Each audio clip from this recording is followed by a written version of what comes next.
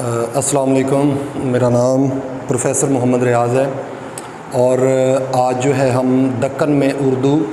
یعنی کہ بہمنی سلطنت کے خاتمے کے بعد جو ہے وہ دکن میں اردو کے موضوع پہ جو ہے وہ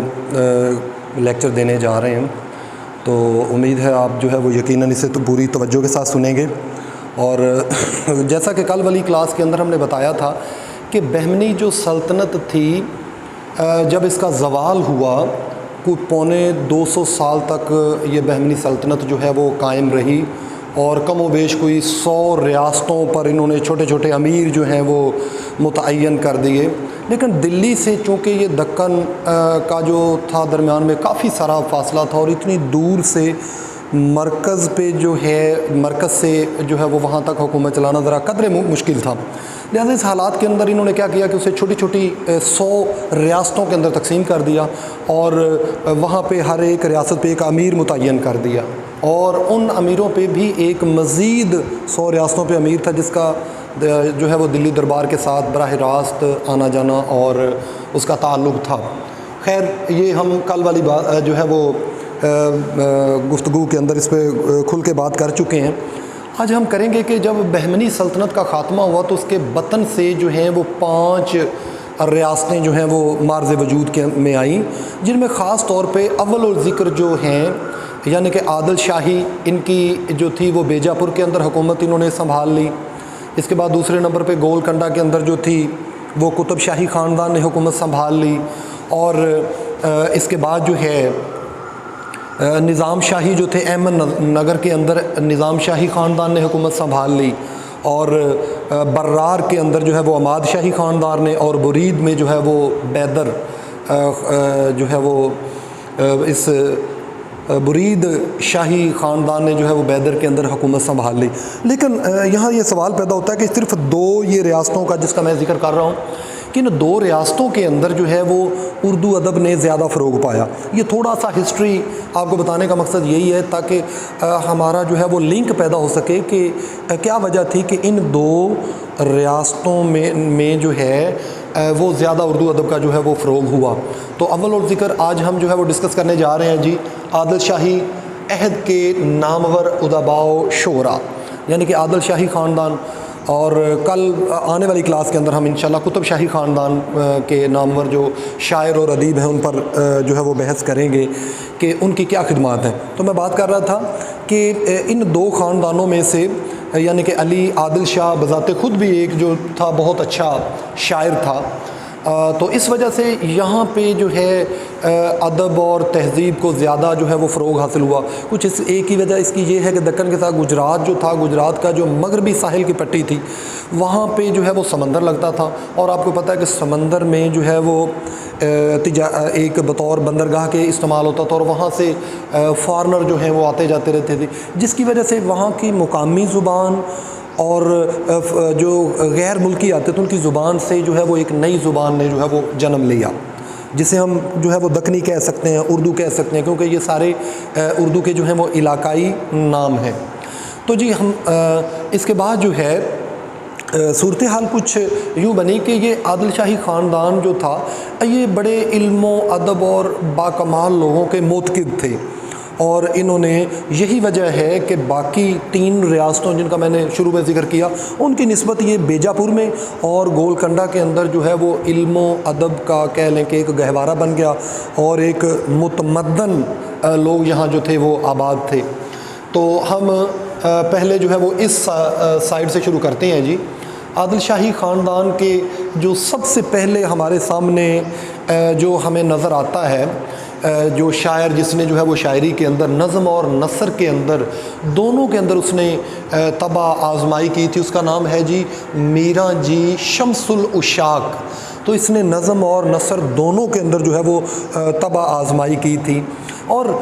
اگر دیکھا جائے تو اس عہد سے پہلے کی جو شاعری جیسے امیر خسرو یا اس سے پہلے اس کے درمیان میں کچھ آندے کا شاعر آتے ہیں جن پہ ہم کل بات کر چکے ہیں، تو ان کی شاعری کے اندر ہندی، سنسکرت اور کہہ لیں کہ دوسری زبانوں کے اتنے اثرات تھے مقامی زبانوں کے کہ ہم اس سے جو ہے وہ ٹھیک ہے وہ اردو کا کوئی ابتدائی ڈھانچہ تو ہو سکتا ہے لیکن ہم اسے پیور اردو جو ہے وہ نہیں کہہ سکتے۔ لیکن ان کی یہ ہے کہ انہوں نے نظم اور نثر دونوں پر جو ہے وہ طبع آزمائی کی، کوئی باقاعدہ ان کی تصنیف جو ہے وہ ہمارے سامنے جو ہے وہ نہیں آ سکی تھی۔ اس کے بعد جو ہے برہان الدین جانم، یہ میر شمس العشاق کے صاحبزادے تھے، بیٹا تھا ان کا، اور ان کی ہمارے سامنے جو ہیں وہ 3 تصانیف جو ہیں وہ منظر عام پہ آتی ہیں۔ تو ان 3 تصانیف کے اندر جیسے کہ وصیۃ الحادی جو ہے یہ ایک مثنوی ہے جس کا موضوع جو ہے وہ بنیادی طور پہ تصوف اور تصوف کے مسائل کو انہوں نے موضوع بحث بنایا، اور جس طرح کہ میں نے پہلے بھی بتایا تھا اپنے لیکچر کے اندر کہ اس ابتدائی دور کے اندر لوگوں کا رجحان جو ہے وہ دین کی طرف زیادہ تھا، چونکہ اس سے پہلے جو تھی وہ بھکتی تحریک وہ کہتے تھے جی آپس میں محبت کو عام کرنا چاہیے، دین اور دھرم کی بنیاد پہ کسی سے نفرت جو ہے وہ جائز نہیں ہے، لہٰذا جو ہے وہ اپنے جو ہے وہ خدا یا جس کی عبادت کرتے ہیں اس کی احکامات کے مطابق جو ہے وہ چلنا چاہیے۔ تو اس کے بعد ان کی جو ہے وہ دوسری مثنوی آتی ہے جی سکھ سہلا، یہ مربع بند ہیئت کے اندر نظم ہے جس کے ہر بند کے چوتھے مصرے کو جو ہے وہ رپیٹ کیا گیا ہے، جسے ہم اگر اس کا آخری مصرع رپیٹ ہو تو ہم اسے جو ہے وہ ٹیپ کا مصرع بھی جو ہے وہ کہتے ہیں۔ اس کے بعد ان کی جو آتی ہے اس سے اگلی منفعۃ الایمان، اس میں جو ہے وہ ملحدوں کے عقائد کو جو ہے وہ باقاعدہ طور پہ جھوٹا ثابت کیا گیا ہے، اور چونکہ اس عہد میں آپ کو پتہ ہے کہ ہر عہد کے اندر ہی بلکہ ملحد یا گاڈ لیس جو لوگ ہیں وہ پیدا ہونے شروع ہو گئے، تو یہ ملحدوں کے عقائد کا جو ہے وہ جواب دیا گیا اور انہیں جھوٹا ثابت کیا گیا، اور خاص طور پہ جو دکن کے معصوم مسلمان تھے ان کو یہ ہدایت کی گئی کہ وہ اس سے جو ہے وہ دور رہیں۔ یہ سکھ سہلا کے اندر ہے، منفعۃ الایمان کے اندر یہ جو ہے وہ بات کی گئی کہ ملحدوں کے عقائد اور ان کے نظریات سے دور ہی رہا جائے تو بہتر ہے، کیونکہ یہ بھولے والے لوگوں کو بڑی جلدی اپنی چنگل کے اندر پھنسا لیتے ہیں۔ نقطۂ واحد یہ 12 اشعار کی نظم ہے، ایک کہہ لیں کہ ایک طویل نظم ہے۔ اس کے علاوہ ان کی اگلی جو تصنیف ہے وہ حجت البقاد ہے، یہ خدا کی ذات اور اللہ تعالیٰ کی جو صفات ہیں اس کتاب کے اندر جو ہے وہ اس کا جو ہے وہ ذکر کیا گیا ہے۔ اس کے بعد جو ہے وہ رموز الوسیلین ہے،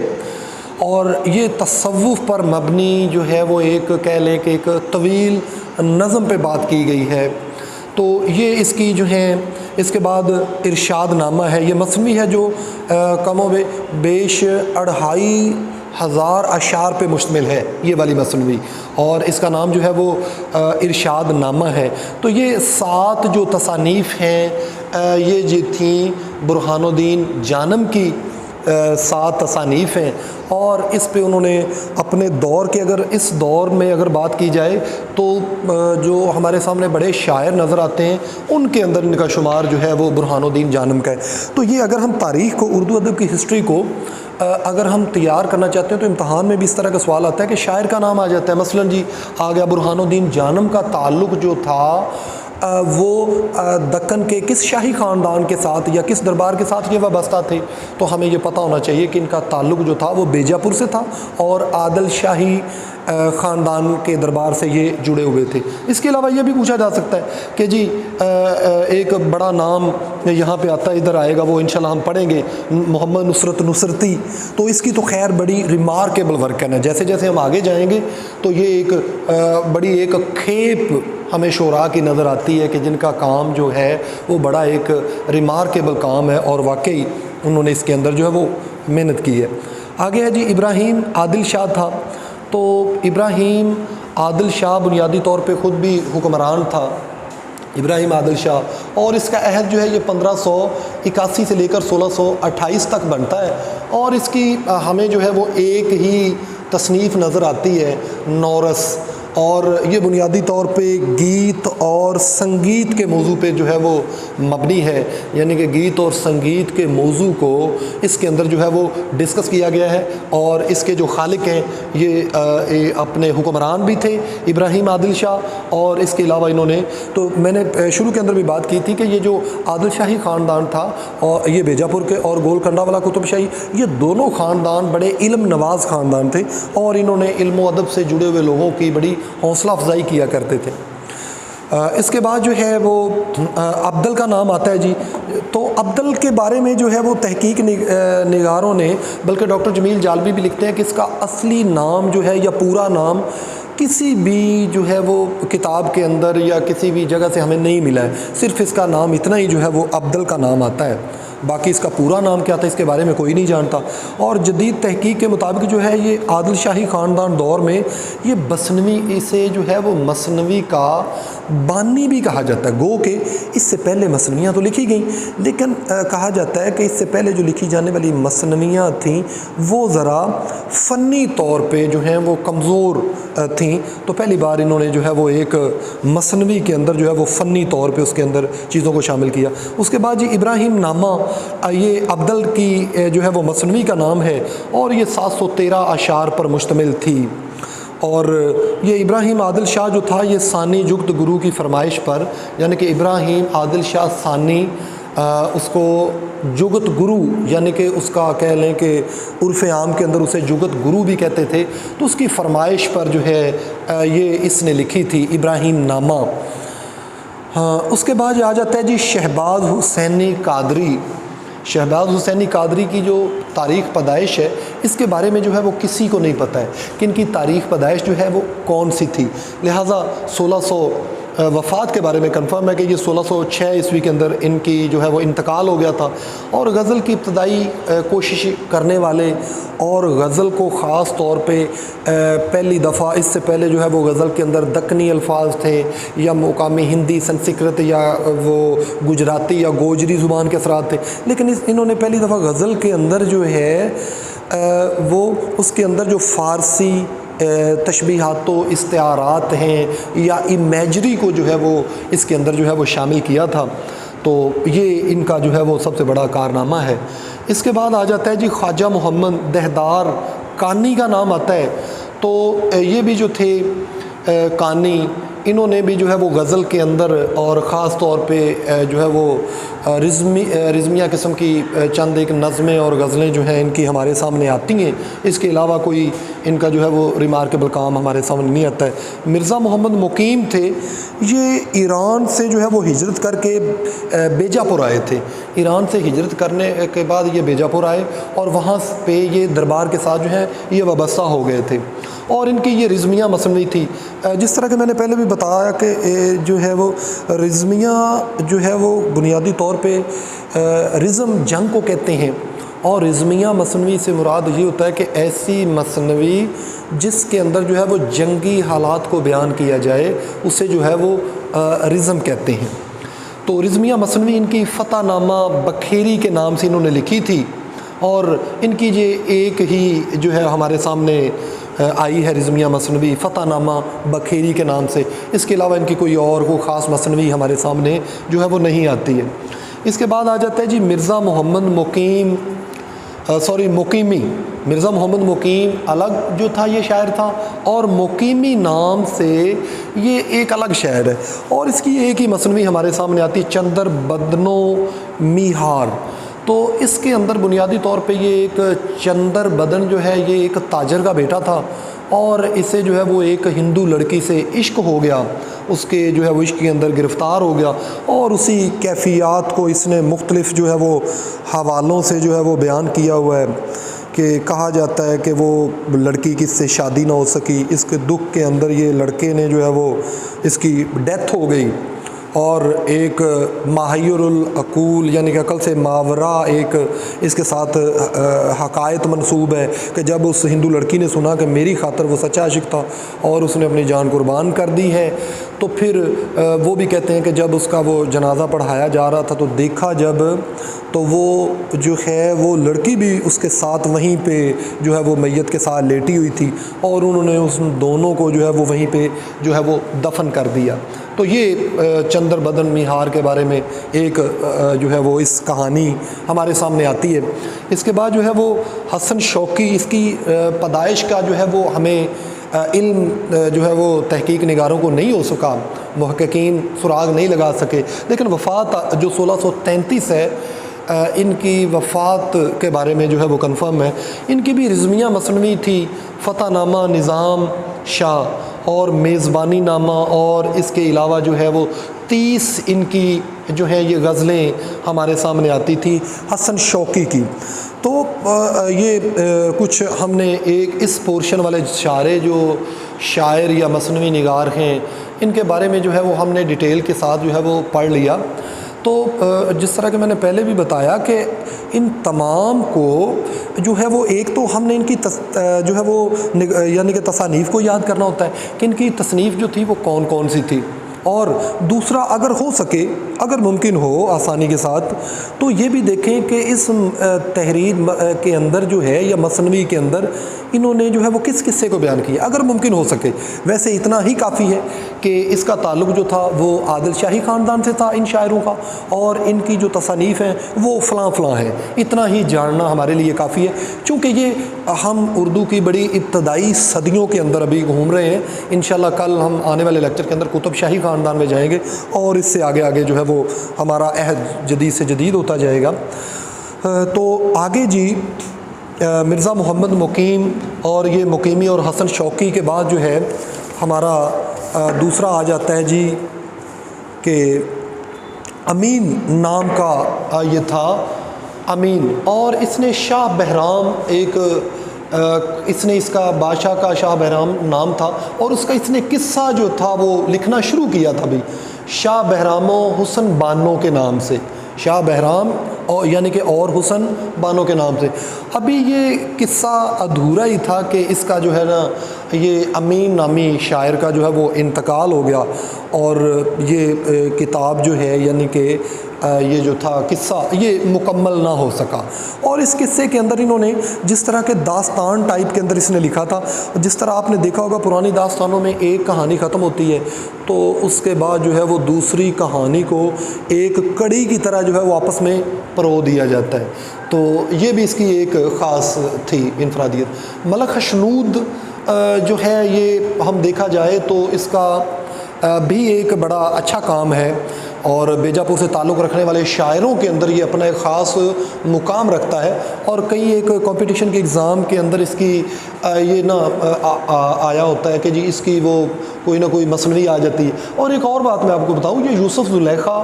نامی مثنوی ایک شاعر نے نہیں لکھی تھی، یہ ایک سے زیادہ لوگوں نے جو ہے وہ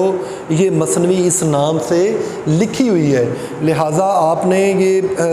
اکثر اوقات تو امتحان میں سوال دینے والا بھی جو چیز تھوڑی سی کامن ہے، مثلاً اگر وہ دے دیتا ہے کہ مثنوی یوسف زلیخا کے خالق کا نام بتائیں، تو پھر ان میں سے اگر ملک خشنود کی اس کی مراد ہے تو پھر باقی جنہوں نے یوسف زلیخا مثنوی لکھی ان کا نام نہیں آئے گا، جو دوسرے جنہوں نے یہ نہیں لکھی ہوئی وہ تین آپشن میں وہ آئیں گے، یہ نہیں آ سکتے۔ تو اس کی جو مثنویاں تھیں یہ بنیادی طور پہ کہ حبشی غلام تھا، اور اس کا سب سے بڑی بات یہ واحد شاعر ہے کہ جو بیک وقت پہلا اس نے اپنی زندگی کا حصہ جو ہے وہ گول کنڈا کے اندر گزارا، یعنی کہ بنیادی طور پہ تو یہ قطب شاہی خاندان کا شاعر تھا، لیکن اس کی جو بادشاہ کی بیٹی کی جب شادی ہوئی تو اس کی شادی یہاں جو تھا یہ بیجاپور کے اندر شہزادے سے ہوئی، تو یہ کنیزیں اور غلام، چونکہ یہ حبشی غلام تھا، جب کنیزیں اور غلام جو ہیں وہ لڑکی کے ساتھ دلہن کے ساتھ رخصت ہو کر یہاں آئے تو یہ ملک خشنود بھی گول کنڈا سے جو ہے وہ بیجاپور کے اندر آ گیا تھا، اور اس نے غزلیں بھی لکھیں، قصیدے بھی لکھے، اور اس کی یہ دو مثنویاں بڑی مشہور آئی ہیں، مثنوی یوسف زلیخا اور مثنوی جنت سنگار۔ یہ ایک کمپٹیشن کے ایگزام میں نے سوال آیا ہوا دیکھا تھا کہ مثنوی جنت سنگار کے جو ہے وہ خالق کا نام، یا مثنوی جنت سنگار جو ہے وہ کس جو ہے وہ ادیب نے لکھی، تو آگے آپشن تھی اور ملک خشنید کا نام تھا۔ تو بہرحال ہم آپ بھی کہیں گے کہ سر ابھی تک ہمیں جو ہے وہ ابتدائی صدیوں کے اندر ہی گھما رہے ہیں، تو بات یہ ہے کہ تاریخ کو تھوڑی سی ذرا اس پہ توجہ زیادہ دینی پڑتی ہے، لیکن یہ ایک حقیقت ہے کہ ہماری عام جو روایتی کتابیں ان کے اندر یہ ابتدائی صدیوں کو معذرت کے ساتھ اتنی توجہ نہیں دی جاتی جتنی دی جانی چاہیے، حالانکہ گو کہ ان کا ایک کئی صدیاں پہلے کا کام ہے، لیکن پھر بھی ان کی جو ہے وہ ہم تاریخی حوالے سے چونکہ اردو زبان کے اندر تھی انہیں ہم اگنور نہیں کر سکتے۔ آگے جی سنتی کا نام آتا ہے، اور اس کے بارے میں ڈاکٹر جمیل جالبی کی رائے نقل کی گئی ہے ایک کتاب کے اندر، اور ڈاکٹر جمیل جالبی کہتے ہیں کہ غالباً اس کا اصل نام جو تھا وہ ابراہیم تھا، یعنی کہ انہوں نے بھی یہ لفظ غالباً کا استعمال کیا ہے۔ شاعری کے اندر یہ سنتی ہی ان کا نام جو ہے وہ عام طور پہ مشہور ہے، اور سنتی ہی انہیں کہا جاتا ہے، لیکن جمیل جالبی نے اپنی جو کتاب کے اندر ان کا کہا کہ ان کا غالباً اصل نام جو تھا وہ ابراہیم تھا، اور ان کی مثنوی قصہ بے نظیر انہوں نے لکھی تھی، اور ایک ہی ان کا جو یہ تھی مثنوی قصہ بے نظیر، یہ منظر عام پہ آئی۔ آگے آ جاتا ہے جی کمال خان رستمی، تو اس کا تعلق بھی بیجاپور سے تھا اور عادل شاہی خاندان سے جو تھا، اور خاص طور پہ ان کی یہ وجہ تھی کہ اس کے چونکہ خاندان جو تھا وہ بنیادی طور پہ ان کا وجہ شہرت خطاطی تھی، یعنی کہ جسے آپ کیلیگرافی کہہ سکتے ہیں، تو خطاط خاندان سے تعلق تھا، اور بادشاہ اور عادل شاہی خاندان یعنی کہ دربار کے ساتھ ان کی وابستگی جو تھی وہ بہت زیادہ تھی۔ میں نے پہلے بھی بتایا تھا کہ عادل شاہی خاندان اور قطب شاہی خاندان دونوں علم و ہنر اور اہل جو فن لوگ تھے ان کے بڑے قدردان تھے، اس حوالے سے دربار کے ساتھ کمال خان رستمی کے مراسم جو تھے وہ بہت اچھے تھے۔ تو ان کی ایک جو تھی شہزادی تھی بادشاہ کی بیٹی، اس کے کہنے پر انہوں نے ابن حسام کی مثنوی تھی خاور نامہ، تو اس طویل مثنوی کو انہوں نے دکنی زبان کے اندر جو تھا وہ ترجمہ کیا تھا، اور یہ خاور نامہ بنیادی طور پہ ایک فرضی رزمیہ جو تھی وہ داستان تھی، یعنی کہ فرضی رزمیہ، عام طور پہ تو رزمیہ مثنوی کچھ بادشاہوں کی ایسی بھی لکھی گئی ہے کہ جس کے اندر جو ہے وہ واقعی وہ جنگی جو حالات بیان ہوئے ہیں وہ واقعی جنگ ہوئی تھی، لیکن اس کے اندر جو ہے وہ ایک فرضی داستان کا حوالہ دیا گیا ہے، باقی کوئی حقیقت نہیں تھی۔ علی عادل شاہ ثانی یہ بھی بذات خود حکمران تھا، یعنی کہ عادل شاہی خاندان کا چشم و چراغ تھا، اور بنیادی طور پہ شاعر بھی تھا، اور شاعر اس کی ایک اور بھی وجہ ہے، شاید شاعر ذرا تھوڑے سے امن پسند ہوتے ہیں یا کہہ لیں کہ سست ہوتے ہیں، بہرحال کچھ بھی کہیں اس معاملے کو، اس نے مغلوں کو یعنی کہ اپنا یہ جو بیجاپور کا کچھ علاقہ تھا مغلوں کی اور ان کی کئی ایک دو دفعہ جنگیں ہو چکی تھیں، تو اس نے ان کے ساتھ سمجھوتا کر لیا کہ بجائے ہماری جو حکومت اتنی اب سٹیبل نہیں کہ جو مغلوں کا مقابلہ کر سکے، انہوں نے پھر وہ سمجھوتے کے تحت جو وہ علاقہ وہ قبضہ کیا تھا، انہوں نے کہا کہ یہ علاقہ آپ کا، آج کے بعد آپ کی اور ہماری جو ہے وہ جنگ ختم، تو یہ ان کا ہے۔ تو یہ شاعر بھی تھا، 8واں حکمران تھا، اور اس کے عہد میں علی عادل شاہ کے عہد کے اندر جو ہے وہ بنیادی طور پہ آپ کہہ لیں کہ یہ عادل شاہی خاندان کا جو حکومت کا چراغ تھا وہ ٹمٹما رہا تھا، یعنی کہ اپنی آخری سانسیں لے رہا تھا۔ اس کی مختصر جو کلیات ہے وہ ہمارے سامنے آتی ہے، اور کلیات میں پہلے بھی بتاتا رہتا ہوں، کلیات کے اندر شاعر کا تمام جو مواد ہوتا ہے، یعنی کہ نظمیں، غزلیں یا جو کچھ بھی اس نے لکھا ہے وہ ایک کتابی شکل دے دی جائے تو اسے کلیات کہتے ہیں۔ تو مختصر کلیات ہے، اس کلیات کے اندر کیا ہیں، 6 قصیدے ہیں، 3 نظمیں بھی ہیں، 20 غزلیں ہیں، اور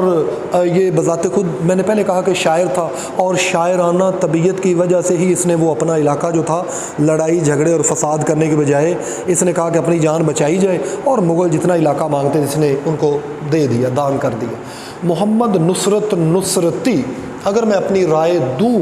تو جتنے بھی اس جو ہے وہ تعلق تھا ان میں بڑے ناموں کے اندر حسن شوقی کا نام ہے یا ملک خشنود کا نام، لیکن نصرتی کو یہ انفرادیت حاصل ہے کہ فنی طور پہ جو اس کی مثنویاں تھی وہ بڑی کہہ لیں کہ فنی طور پہ بڑی مضبوط تھی، اور فنی لحاظ سے وہ فن کے تمام تقاضوں کو پورا کرتی تھی۔ محمد نصرت نصرتی، اس کا باپ جو تھا وہ فوجی تھا، اور ان کا خاندان کہا جاتا ہے کہ کئی پشتوں سے یہ حکمرانوں کے جو ہے وہ بطور فوج کے اندر بطور پیشہ اختیار کرتا تھا ان کا خاندان، لیکن یہ ذرا اس شعر و شاعری کے اندر آ گیا۔ 3 مثنویاں اس نے لکھی تھیں، گلشن عشق، علی نامہ، تاریخ سکندری، اس کے علاوہ اس کے 13 قصیدے بھی ہیں، اور دیوان نصرتی کے اندر جو ہیں وہ اس کی جو ہے وہ 13 غزلیں بھی ہمارے سامنے آتی ہیں۔ اس کے بعد جی ہاشمی کا نام آتا ہے۔ نصرتی کا یہ ہم عصر شاعر تھا، ہم عصر کہتے ہیں کہ ایک ہی عہد سے تعلق رکھنے والوں کو ہم عصر کہا جاتا ہے۔ تو یہ نصرتی کا ہم عصری تھا، ہاشمی اس کا نام تھا، اور نابینا تھا، یعنی کہ مادرزاد یہ نبینا تھا۔ اس نے قصیدے بھی لکھے اور تواتر کے ساتھ مرثیے بھی لکھے، چونکہ اس عہد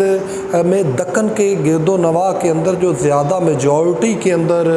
جو فرقہ تھا وہ اہل تشیع تھے۔ معذرت کے ساتھ کچھ لوگ اسے اہل تشیع کہتے ہیں، یہ تلفظ جو ہے وہ ٹوٹل غلط ہے، درست تلفظ جو ہوتا ہے وہ اہل تشیع ہوتا ہے۔ تو اس حوالے سے بھی جو ہیں وہ یہ مرثیے بڑے تواتر کے ساتھ اس عہد میں بھی لکھے گئے۔ اس کے علاوہ اسے ہم عام طور پہ کچھ لوگ پڑھتے ہیں مداح، حالانکہ یہ لفظ مداح نہیں ہوتا بلکہ مد سرائی ہوتا ہے، یعنی کہ کسی کی تعریف کرنا۔ تو انہوں نے ایک نظم لکھی تھی، اس کا نام تھا مدح جون پوری کے نام سے انہوں نے لکھی تھی، اور ان کی 3 مثنویاں تھیں، معراج نامہ، اور ایک جو مثنوی تھی اس کا کوئی عنوان ہی نہیں دیا تھا، لیکن اس کا جو موسوم عنوان با موسوم عشقیہ جو تھی وہ عشقیہ ایک قصہ تھا، اور اس کا عنوان انہوں نے نہیں دیا تھا۔ اور یہ جو ہاشمی تھا اس کی ایک مثنوی کا نام بھی مثنوی یوسف زلیخا تھا، یعنی کہ ایک تو ملک خوشنود نے بھی مثنوی یوسف زلیخا لکھی، ایک مثنوی یوسف زلیخا جو ہے ہاشمی کی بھی ہے، آگے چل کر ایک آئے گا جو ہے وہ قطب شاہی خاندان کے اندر عبداللہ کلی قطب شاہ کا درباری شاعر تھا، اس وقت اس کا نام نہیں آ رہا، کل انشاءاللہ کل والے کلاس میں بتاؤں گا، اس کی بھی ایک مثنوی کا نام جو تھا وہ یوسف زلیخا تھا۔ تو یہ نوٹ رکھنا چاہیے، بچے بڑے بعض کا گائیڈوں کے اندر آ جاتا ہے، کہتے ہیں جی وہاں پہ تو جو ہے ملک خوشنود کا نام تھا، ایک جگہ پہ سر ہاشمی کا نام آ رہا ہے، اور ایک جگہ پہ وہ غالباً غواسی کا نام آ رہا ہے، تو یہ کیسے ممکن ہے؟ تو انہوں نے یہ 3 بندوں نے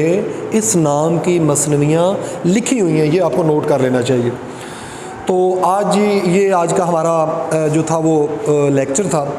لمبا زیادہ اس لیے نہیں کرتے کہ لوگ ذرا لمبے لیکچر سے جو ہے وہ عام طور پہ وہ اگر اس کے اندر ڈھیر ساری معلومات دے جائیں تو وہ اکتاہٹ کا شکار ہو جاتے ہیں، اس لیے تھوڑا تھوڑا کر کے ہم تاریخ کو انشاءاللہ لے کر چلیں گے، اور میں امید کرتا ہوں کہ آپ جتنا کچھ ہم پڑھ رہے ہیں ساتھ ساتھ ان رائٹرز کو اور ان کے عہد کو، اور یہ کس عہد یا کس علاقے کے ساتھ ان کا تعلق تھا، اور اس کے علاوہ ان کی تصانیف کے کون کون سے نام ہیں، اس کے بارے میں یقیناً آج آپ کو جو ہے وہ سیر حاصل ہم نے بحث کی ہے۔